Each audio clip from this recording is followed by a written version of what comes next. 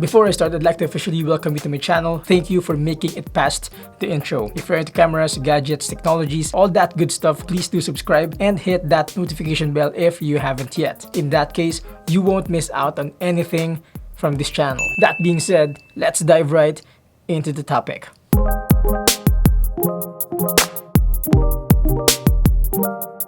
For the build quality, both are of the same materials and of the same composition in general, but the size and the weight differences are indeed noticeable. The 30mm weighs 265 grams while the 56mm weighs 281. As for the dimensions, the 30mm has a maximum diameter of 65mm and has a fixed height of 73mm. On the other hand, the 56mm has a maximum diameter of 67mm and has a fixed height of 60mm. Don't you worry, both are absolutely portable.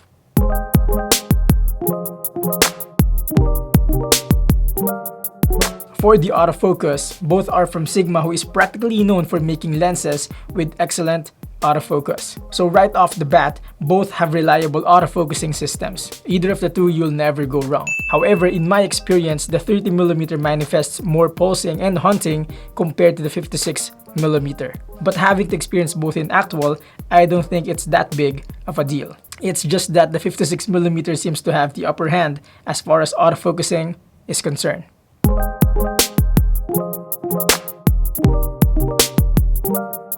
For the image sharpness, the 56mm is surprisingly the better lens. Surprising because with my other lens, the Tamron 17-70, the longer the focal length, the softer the images are. With the Sigma, it's kind of the other way around. Although both are sharp, the 56mm is without a doubt the sharpest of the Sigma trio. Well, at least in my opinion.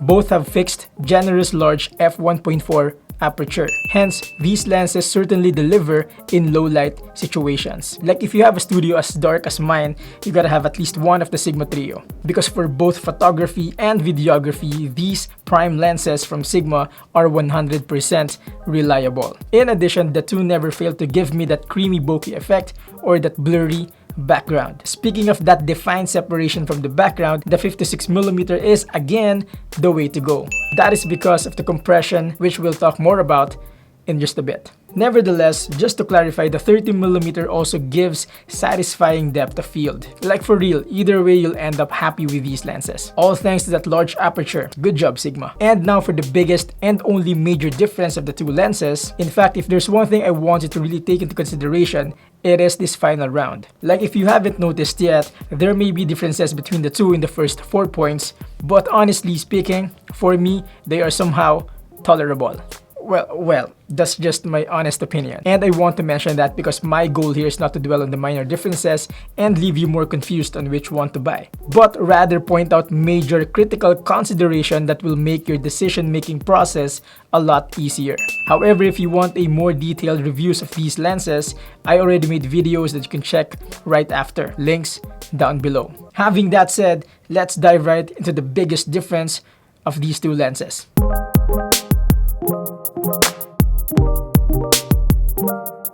One is obviously wider than the other. That's just it. Although for APS-C cameras, 30mm is like 45mm and the 56mm is like 84mm full frame equivalent. Hence, for talking headshots, I just don't have the space to always use the 56mm. So besides the Tamron, the 30mm has been the go-to. So besides the Tamron, the 30mm has been the go-to for my talking head videos. Also, unlike with the 16mm, the 30 and the 56mm would make your videos look serious and formal. I personally love that. However, if I would be given the space, I would use the 56mm more often. That is because I really love the background blur it gives. It looks very pro in my opinion. For handheld vlogging, I simply don't recommend either of the two. It's just too tight, especially if you have short arms like me.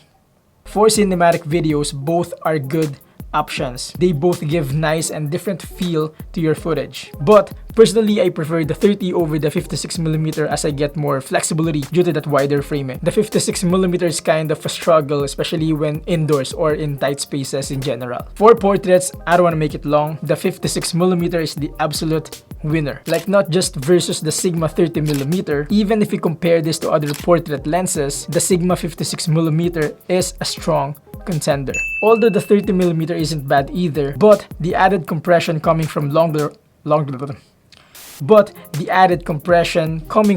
focal length contributes to a more decent separation from the background. That is why earlier I mentioned that although both give a nice background blur, the 56mm is the way to go. Like, it produces heavenly creamy bokeh effect, which is super duper nice. For landscape or architectural photography, I don't usually do this, but normally the wider, the better. Hence, the 30mm is definitely the winner on this one.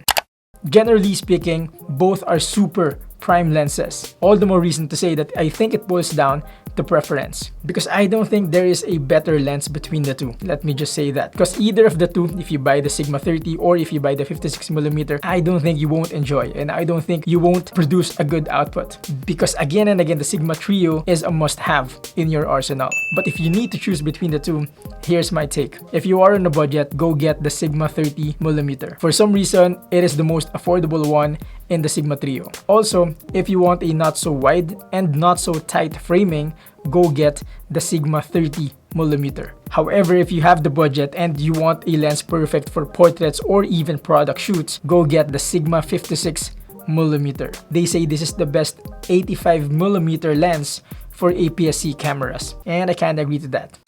There you go, folks. I'm sure I wasn't able to cover everything, so I would love to continue the discussion in the comment section, or we can connect on Instagram or on Facebook. Once again, if you're getting a thing or two from this video, please do like and subscribe to my channel for more not super technical but rather practical approach to gadgets and technologies. Until then, thank you for watching.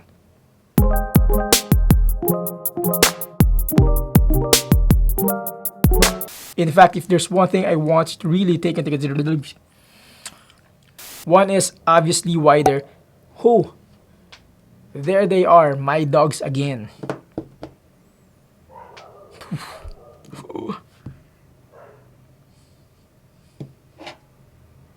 Okay, I'm almost done, bro.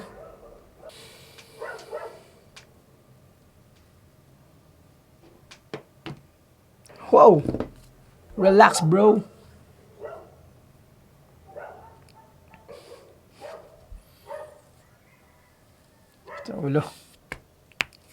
Okay.